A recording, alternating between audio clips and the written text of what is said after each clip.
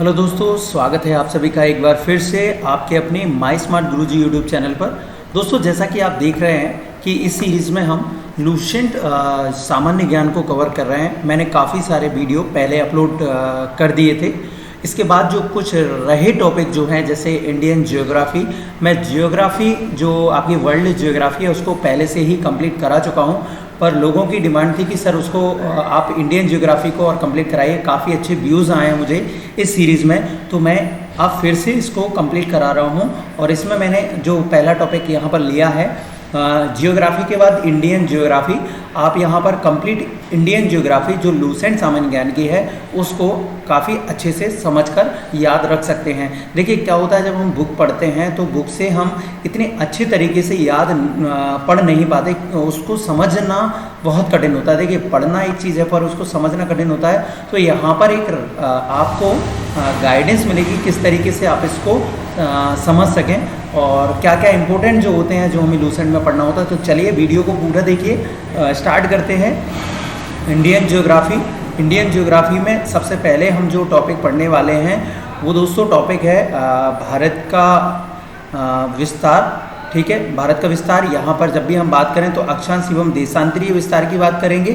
ठीक है, भारत का यहाँ पर एशिया महाद्वीप में किस तरीके से विस्तार है, उसका अक्षांशीय विस्तार क्या है, उसका देशांतरीय विस्तार क्या है। इसके अलावा भारत का भौतिक स्वरूप के बारे में पढ़ेंगे और लास्ट में इस टॉपिक में हम पर्वत एवं दर्रे, क्योंकि जब भी हम पर्वत की बात कर रहे हैं तो पर्वत में जो दर्रे होते हैं, जो पासेस होते हैं, वो भी यहाँ पर हम माउंटेन एंड पासेस यहाँ पर हम पढ़ेंगे।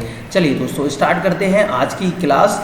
पहली बार आप चैनल से जुड़े हैं तो आप माई स्मार्ट गुरुजी यूट्यूब चैनल को आप सब्सक्राइब कर सकते हैं। इसके अलावा यदि आप एक और यहाँ पर आपके लिए बहुत अच्छी न्यूज़ है कि यदि आप मुझसे पर्सनल जो क्लास लेना चाहते हैं तो आपको टीचमेंट के थ्रू मैं ऑनलाइन क्लास जो है वो प्रोवाइड कराऊंगा जस्ट ओनली 599 रुपीज़ में। तो आप मेरे कॉन्टैक्ट नंबर पर मुझसे संपर्क कर सकते हैं, जो नंबर है 9981200396। इस नंबर पर आप मुझसे संपर्क कर सकते हैं नोट्स और पर्सनलाइज क्लासेस के लिए। दोस्तों चलिए आइए चलते हैं आज के इस टॉपिक की ओर और हम स्टार्ट करते हैं कंप्लीट टॉपिक को। तो जैसा हमने कहा था, पहला जो हमारा टॉपिक है वो है आपका भारत का विस्तार। जब भी दोस्तों हम भारत के विस्तार की बात करते हैं तो हम भारत का अक्षांशीय एवं देशांतरीय विस्तार यहाँ पर पढ़ेंगे। अक्षांशीय एवं देशांतरीय विस्तार, देखिए मैं थोड़ा आइडिया बता देता हूँ, आप थोड़ा समझिए।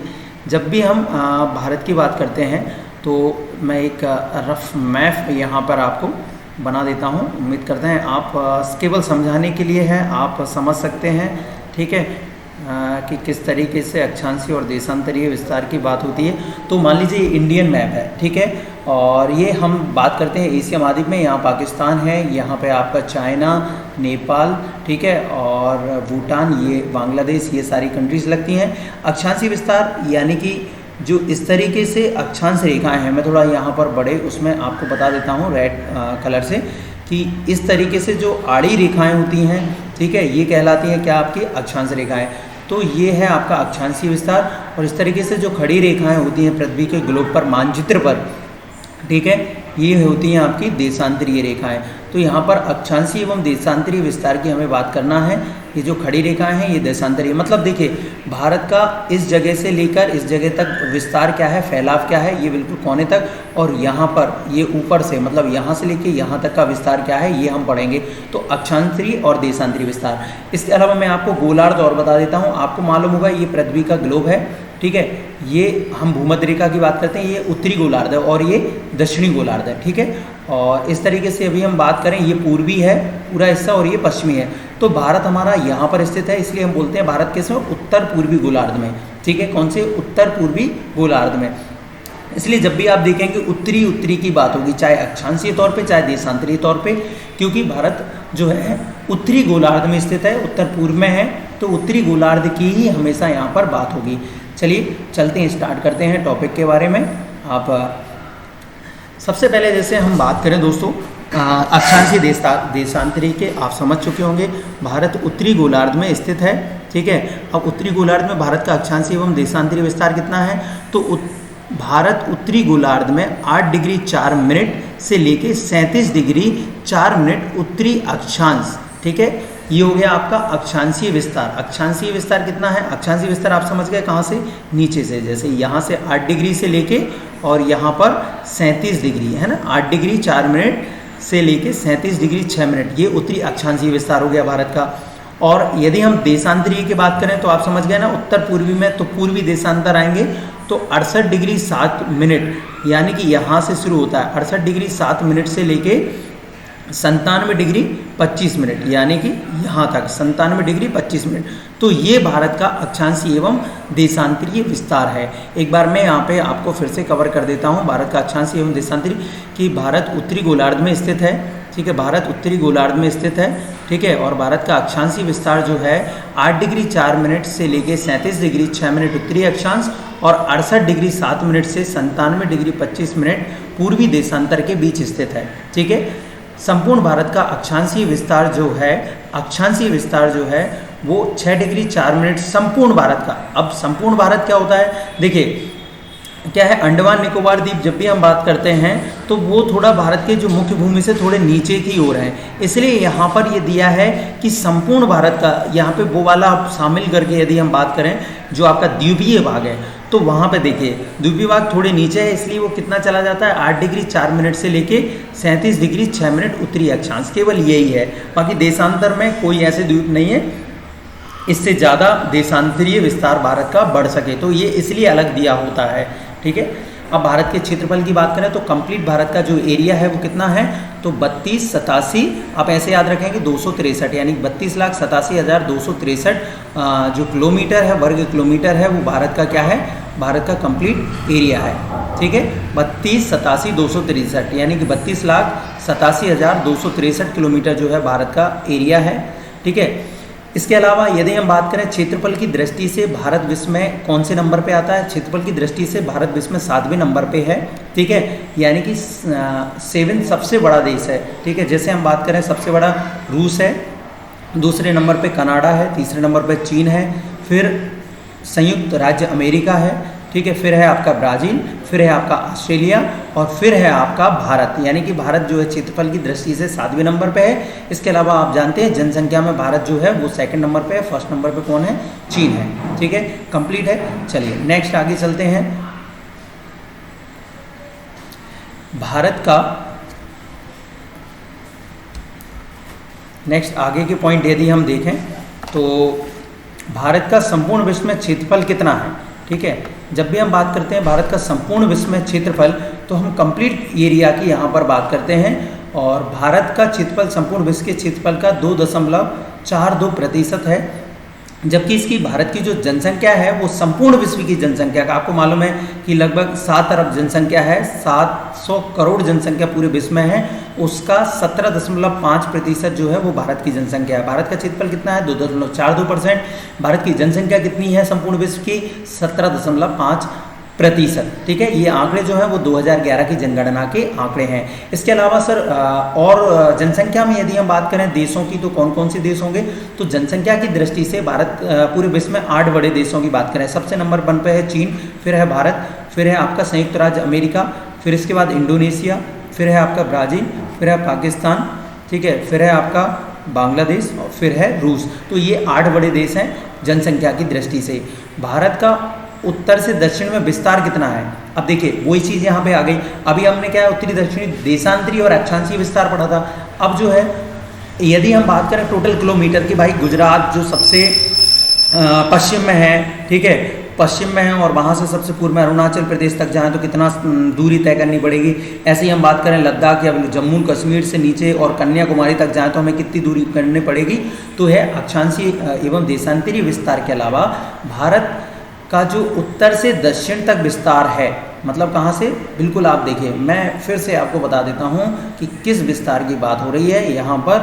तो ये वाला, ठीक है, कैसा वाला? ये, ठीक है, ऊपर से नीचे तक, उत्तर से दक्षिण तक जो विस्तार है वो कितना है? तो उत्तर से दक्षिण तक विस्तार है 3214 किलोमीटर, ठीक है। इसके अलावा यदि हम बात करें ये वाले विस्तार की, यानी कि पूरब से, यानी कि ये है पूरब, और ये है आपका पश्चिम, पूरब से पश्चिम तक कितना विस्तार है 2933 किलोमीटर। तो ये हो गया भारत का। देखिए फिर से समझ लीजिए, भारत का उत्तर से, ये उत्तर है, उत्तर से दक्षिण तक विस्तार कितना है तो 3214 किलोमीटर। भारत का ये इधर से पूर्व से लेके पश्चिम तक विस्तार कितना है 2933 किलोमीटर। क्लियर है, समझ गए होंगे आसानी से। देखो समझ गए हों तो कमेंट करके ज़रूर बताइएगा कि आपको समझ आता है ये चीज़ कि नहीं आ रही है, या फिर अगर आपको लग रहा है कि कुछ और यहाँ पर इंक्लूड करनी चाहिए तो आप वो भी बता सकते हैं। आपको काफ़ी सारी चीज़ें मैं आपको यहाँ पे बता दूंगा। चलिए नेक्स्ट आगे बढ़े हम।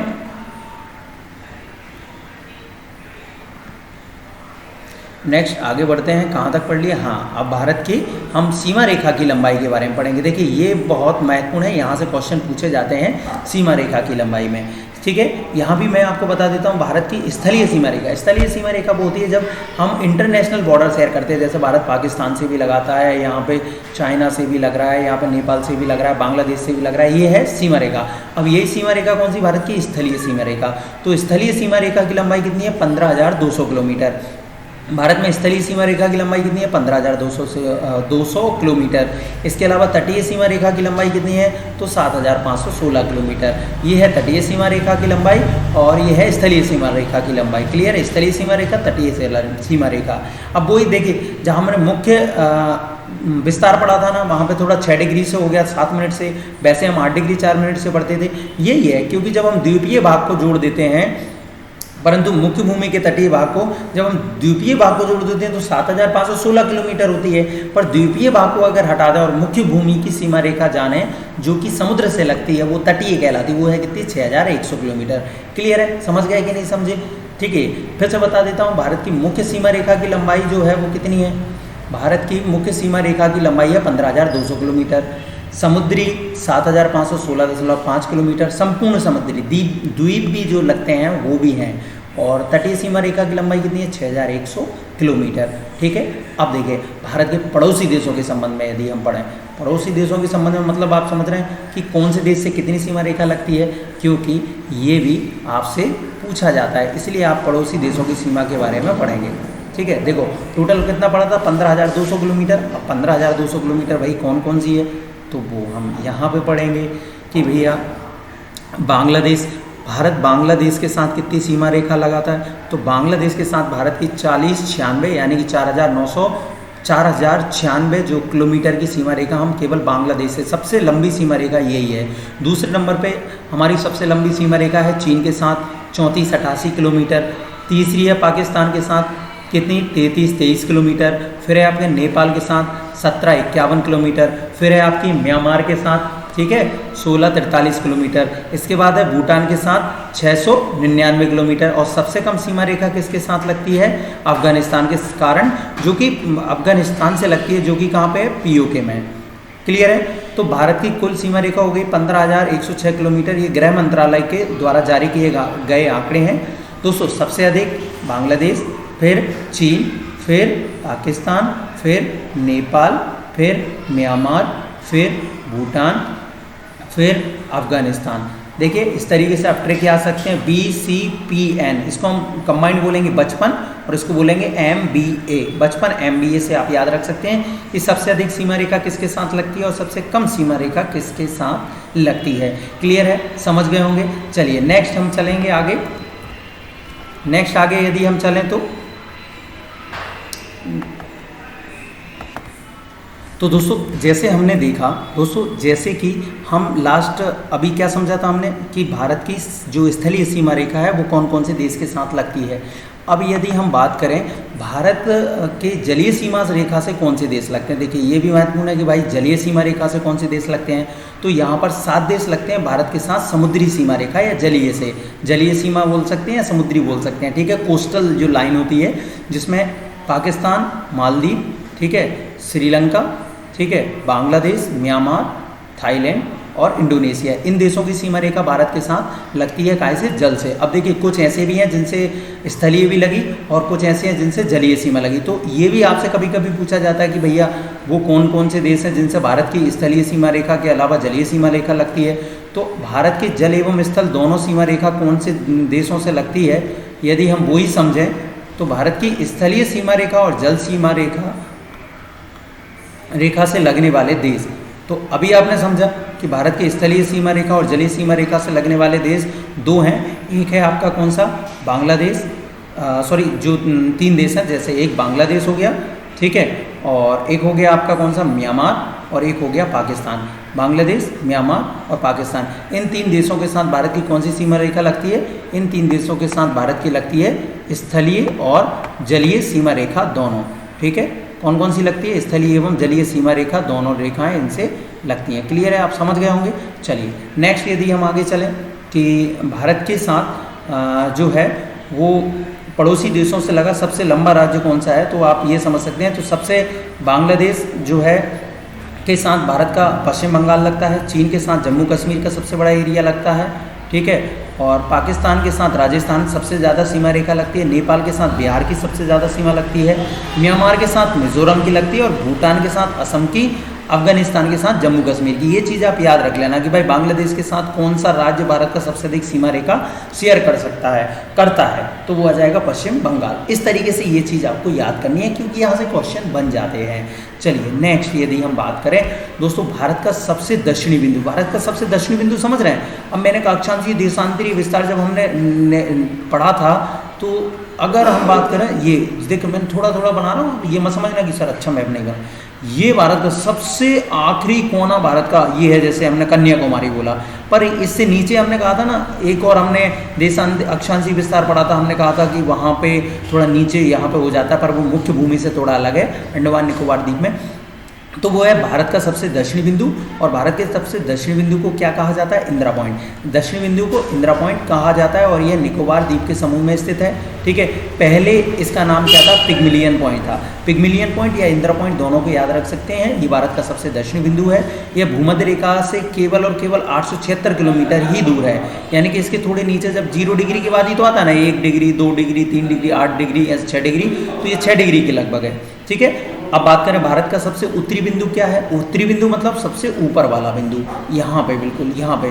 तो सबसे उत्तरी बिंदु कौन सा है? इंदिरा कॉल। भारत का सबसे उत्तरी बिंदु इंदिरा कॉल।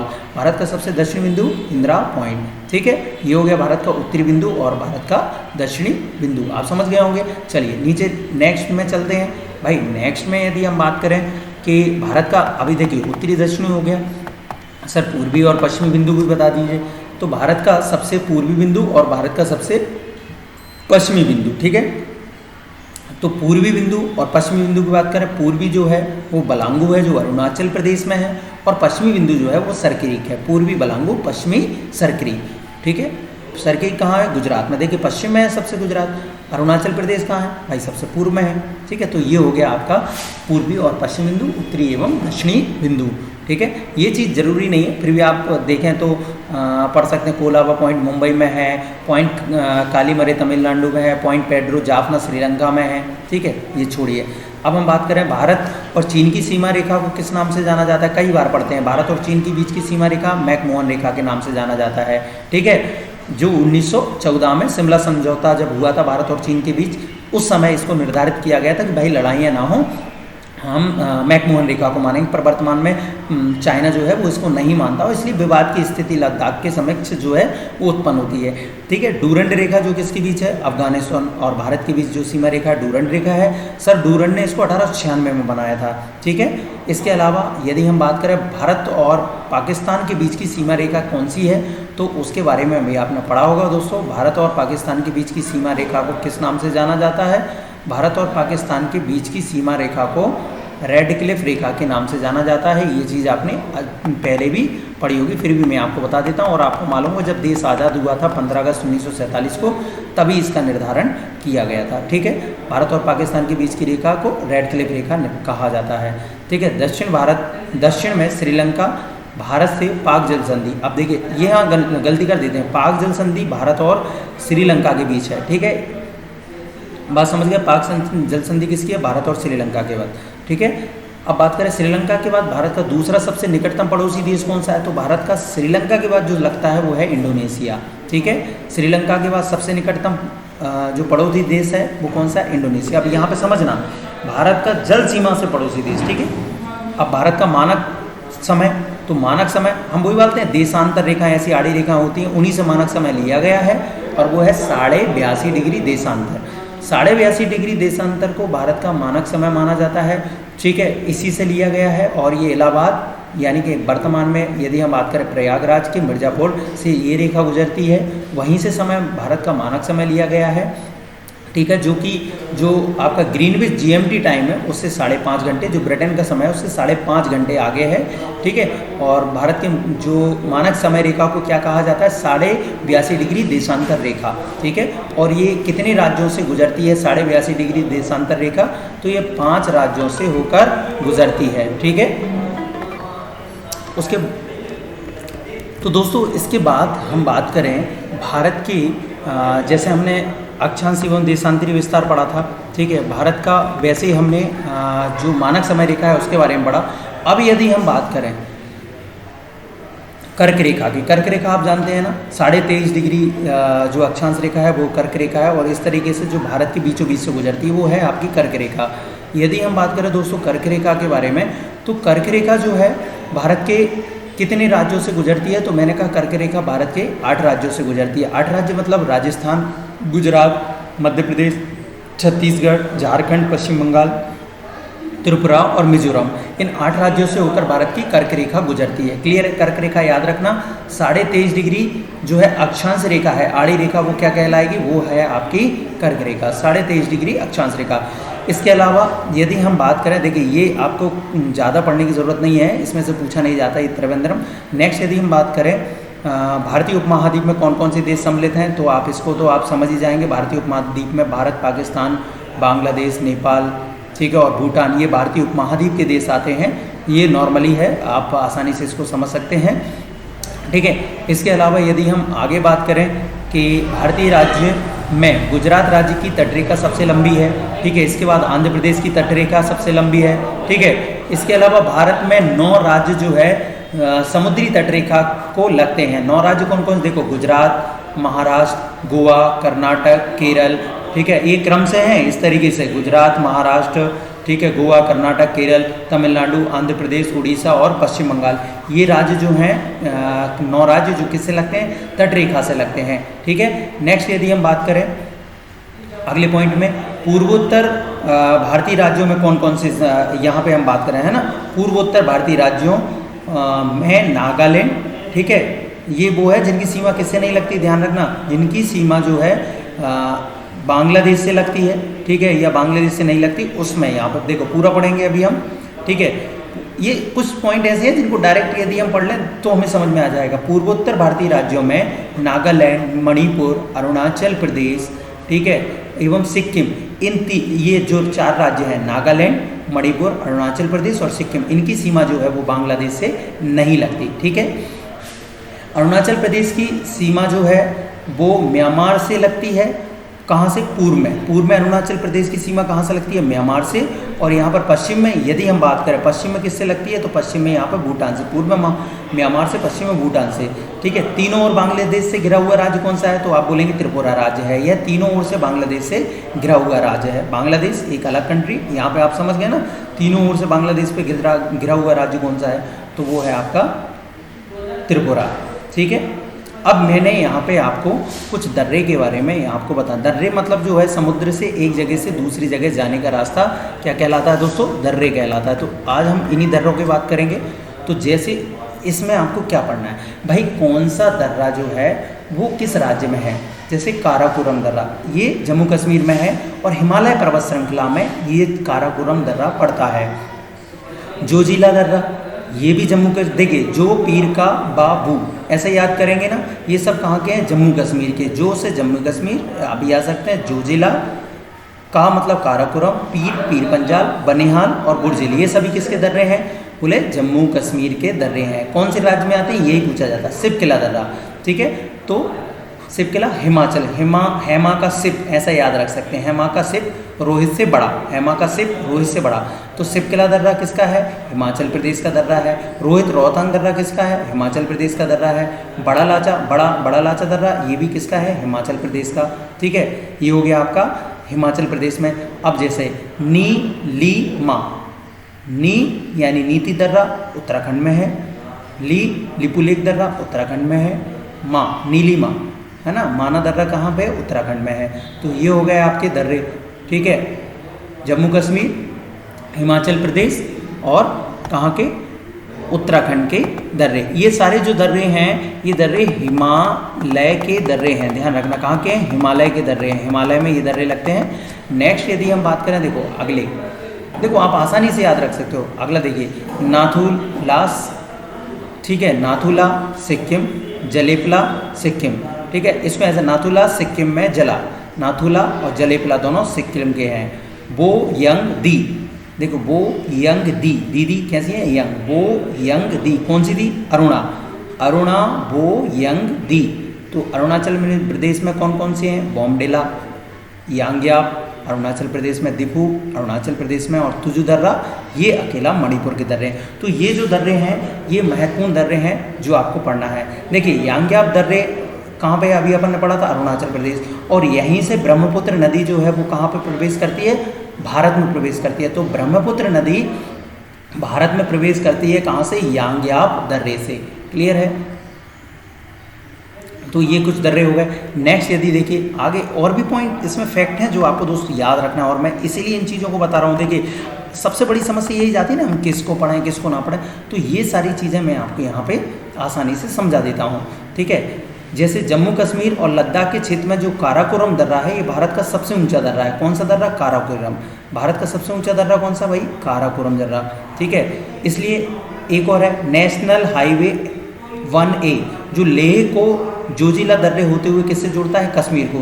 तो नेशनल हाईवे वाला दर्रा कौन सा है, जोजिला, जो किसमें, लेह को किसमें जोड़ता है, जम्मू कश्मीर से जोड़ता है, ठीक है।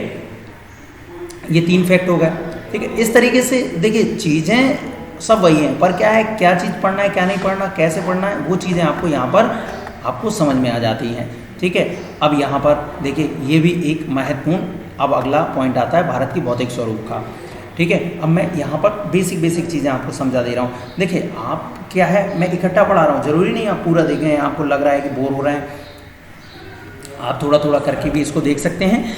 देश का कुल क्षेत्रफल 10.7% भाग पर क्या है, पर्वत है, ठीक है।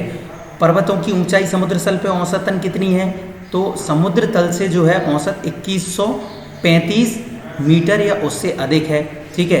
305 मीटर और 305 मीटर से 2131 मीटर की ऊंचाई वाली पहाड़ियां भारत में कितनी हैं, कितने 18.6% भाग पर फैली हुई हैं। इसके अलावा भारत का जो 43% भाग है वो आपका विस्तृत मैदान है। ये परसेंटेज में बांटा हुआ है भाई, इतना मैदान है, ठीक है, इतने पे पर्वत है, इतने पे पहाड़ियाँ हैं, ठीक है।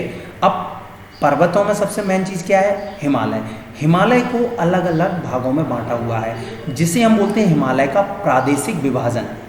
ये थोड़ा महत्वपूर्ण है, यहाँ पे आप समझना किस तरीके की हम बात कर रहे हैं। हिमालय का प्राकृतिक विभाजन, यानी कि प्राकृतिक रूप से हिमालय को आप कितने भागों में बांट सकते हैं, वो है हिमालय का प्राकृतिक विभाजन। देखिए थोड़ा यहाँ पे हो सकता है आपको छोटा देखिए, पर आसानी से समझ में आ जाएगा, ठीक है।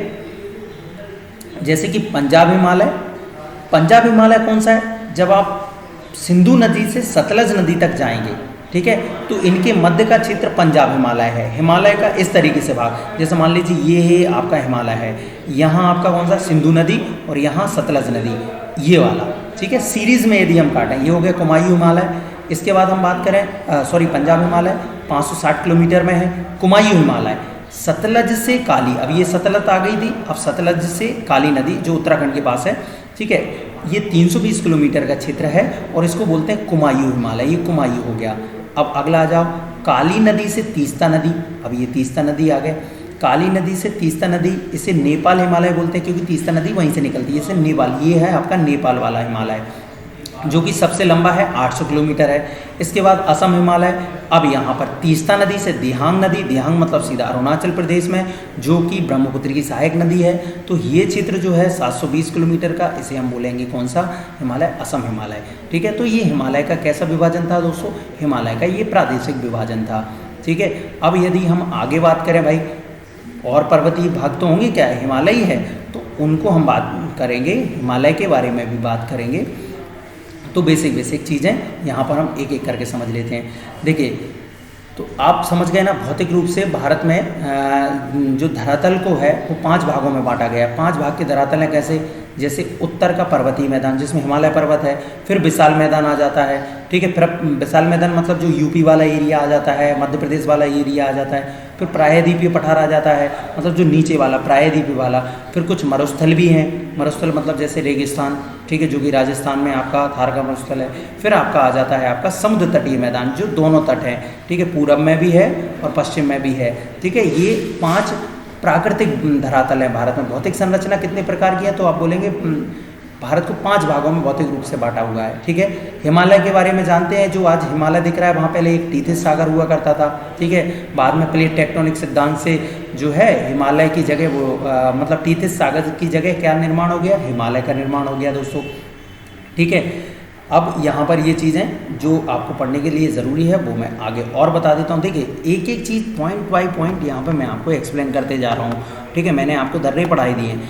अब यहाँ पे हिमालय के आपने प्रादेशिक विभाजन सुना था, ठीक है। अब प्राकृतिक रूप से प्रादेशिक मतलब इस तरीके से जो आपने सुना था, पंजाब हिमालय, कुमायूं हिमालय, नेपाल हिमालय, ठीक है, ये सब चीज़ें। अब ये आ जाता है, देखो उत्तर के पर्वतीय क्षेत्र को 4 समांतर श्रेणियों में बांटा है। समांतर श्रेणी मतलब एक ये इस तरीके से 4 समांतर श्रेणी में बांटा है, जिसमें सबसे पहले आता है ट्रांस हिमालय, ये वाला भाग जो कि तिब्बत के पास है। इसके अंतर्गत लद्दाख, जस्कर, ठीक है,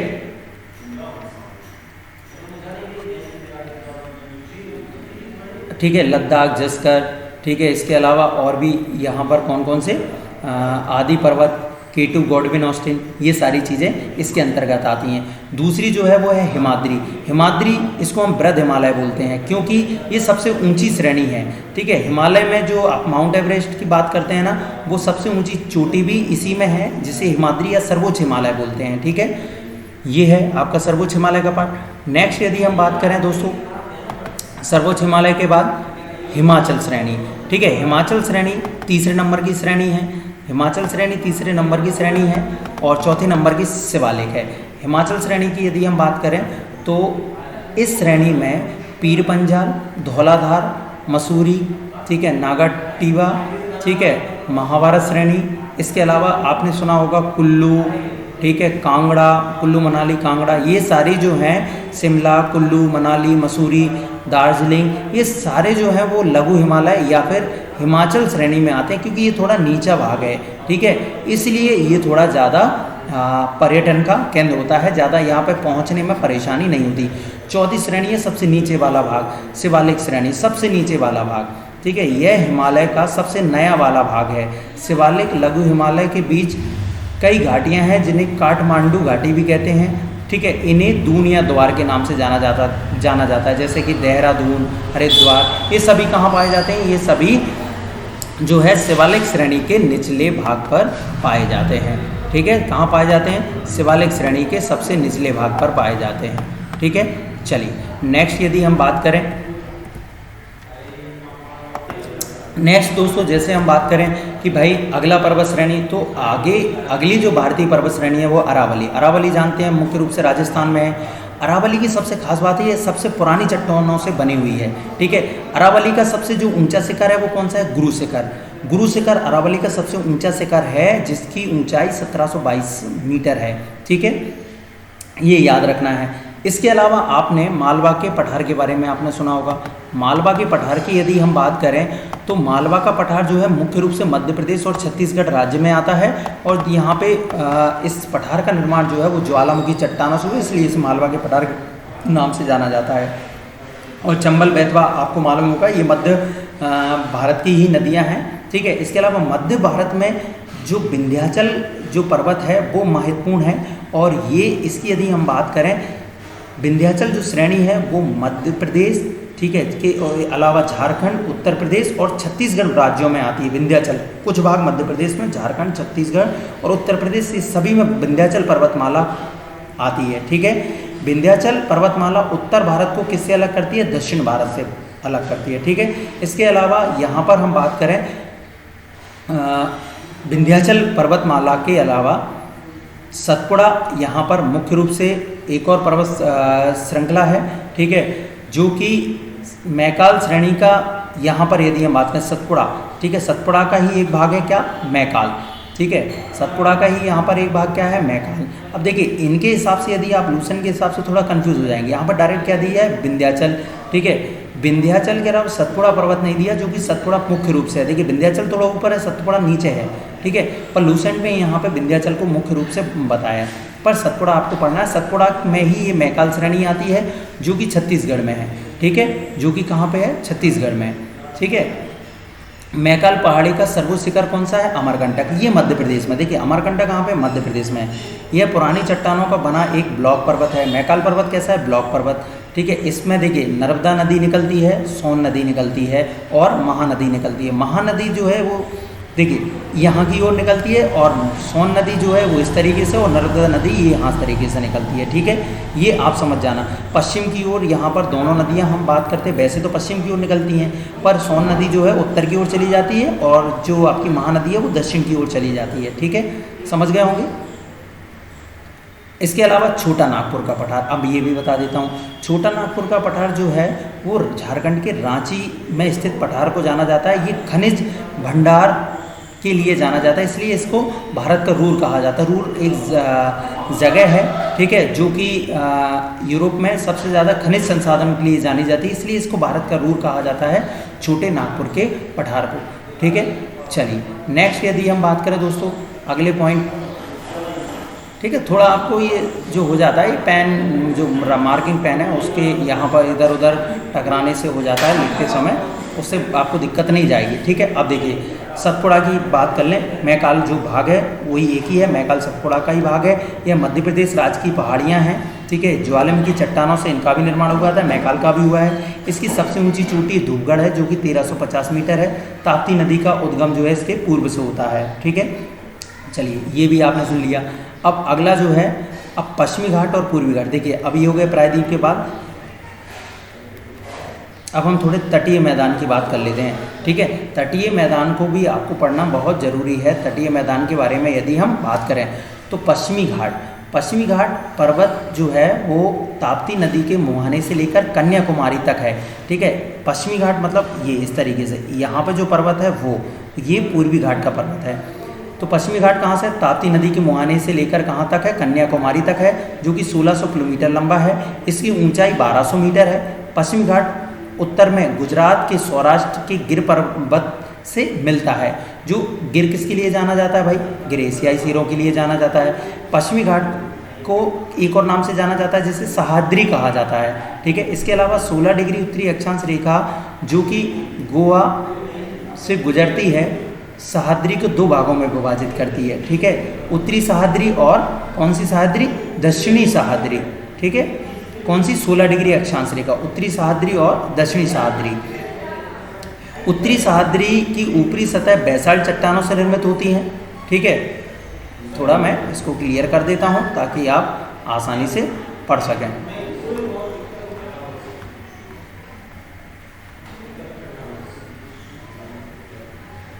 ठीक है, उत्तरी सह्याद्री एवं दक्षिणी सह्याद्री के सर्वोच्च शिखर क्रमशः कालसुबाई उत्तरी सह्याद्री का है और कद्रेमुख जो है वो दक्षिणी सह्याद्री का पर्वत सबसे ऊंचा पर्वत शिखर है, ठीक है।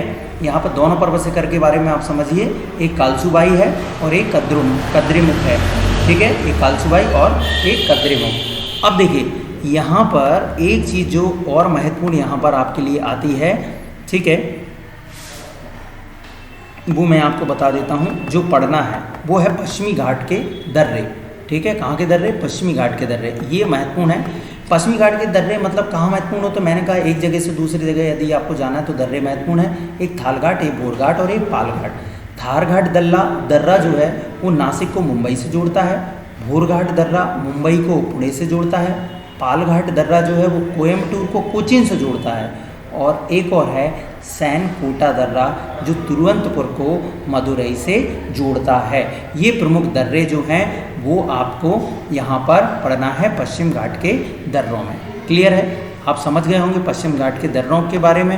अब यदि हम बात करें नेक्स्ट, देखिए विदर्भ जानते ही हैं, महाराष्ट्र का एक भाग है, इसको विदर्भ कहा जाता है, ठीक है। इसके अलावा धारवाड़ का पठार जो है वो कर्नाटक में है।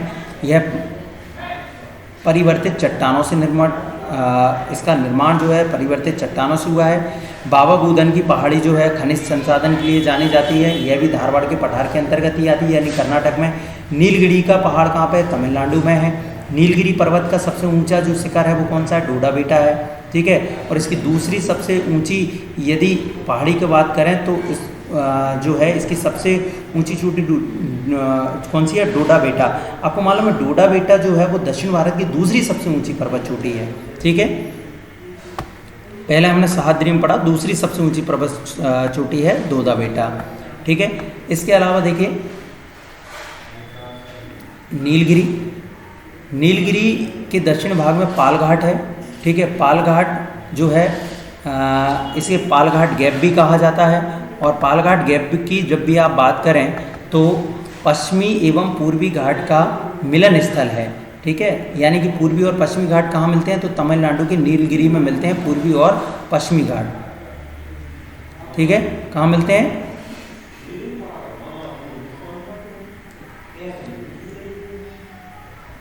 चलिए नेक्स्ट यदि हम बात करें,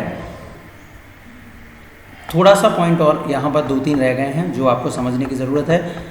समुद्री तट के बारे में, समुद्री तट के बारे में मैं आपको और एक्सप्लेन कर देता हूँ।